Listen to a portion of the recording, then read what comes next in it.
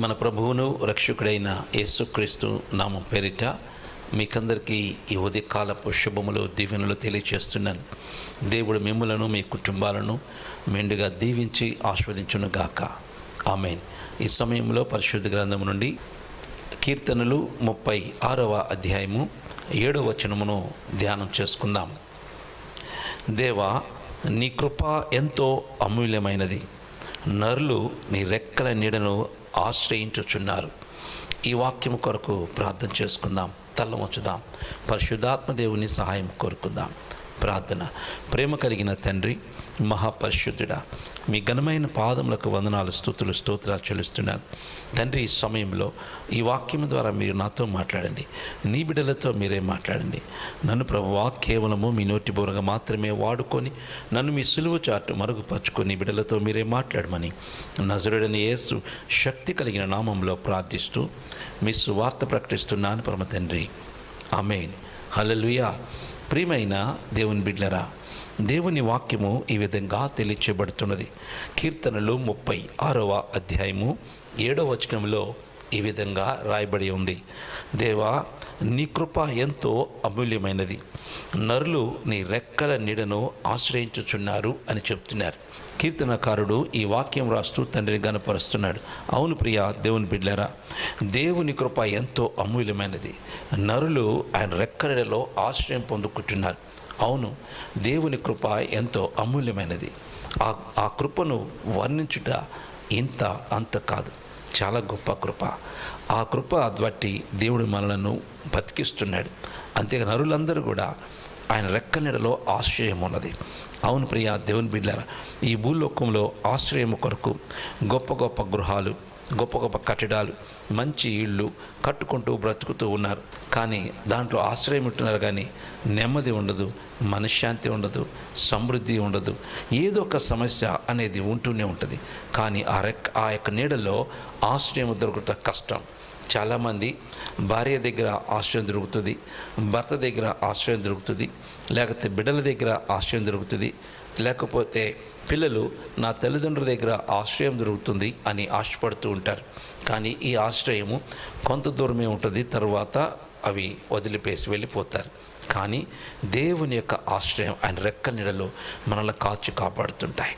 ఏ విధంగా అంటే, కోడి తన పిల్లలను ఏ విధంగా కాచి కాపాడుకుంటుందో శత్రువు నుండి, అదే విధంగా దేవుడు కూడా ఈ సాతాను నుండి మనలను కాచి కాపాడుతూ ఉంటాడు. ఆయన రెక్కల నీడలో ఆశ్రయం ఉన్నది. కొన్నిసార్లు కోడిని తప్పించి గద్ద పిల్లని తీసుకెళ్ళిద్దేమో, కానీ సామాన్యంగా జరగదు. ఒకవేళ జరిగితే ఒకవేళ కోడి నుండి దూరము చేసి కోడి పిల్లను చంపేసి తీసుకెళ్ళవచ్చు. కానీ దేవుని రెక్క నీడలో ఉన్న ఏ మనుష్యునికి సాతాను దగ్గరకు రాలేదు, ఏ బాణము తగలదు, ఏ సమస్య రాదు. సమృద్ధితో దీవెనలతో దేవుడిని పోషిస్తాడు. అవును ప్రియ దేవుని బిడ్డలారా, కోడి తన పిల్లను ఏ విధంగా పోషించిద్దో అంతకంటే ఉన్నతంగా దేవుడు ఈ దినమున నిన్ను నన్ను పోషించబోతున్నాడు.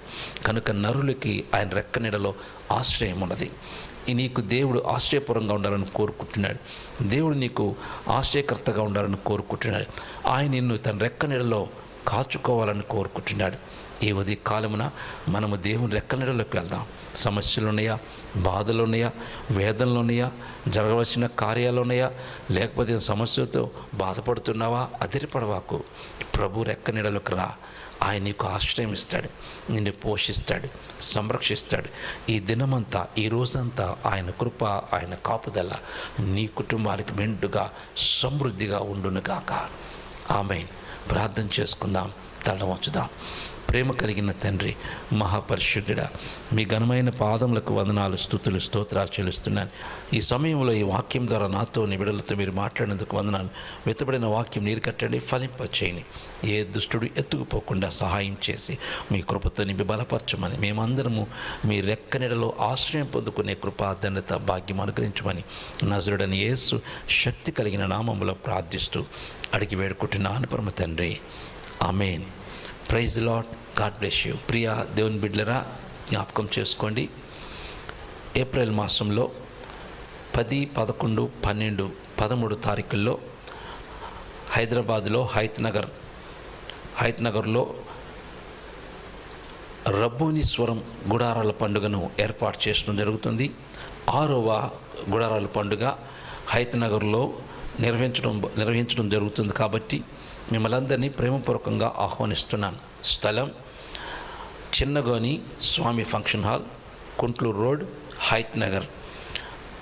ఆ యొక్క ఫంక్షన్ హాల్లో 4 రోజులు దేవుని యొక్క అద్భుతమైన వర్తమానములు, అద్భుతమైన సాక్ష్యములు, అద్భుతమైన స్తుతి ఆరాధన, బలమైన అభిషేకముతో కూడిన దేవుని యొక్క వాక్కులు, దేవుని కార్యాలు చూడబోతున్నాం.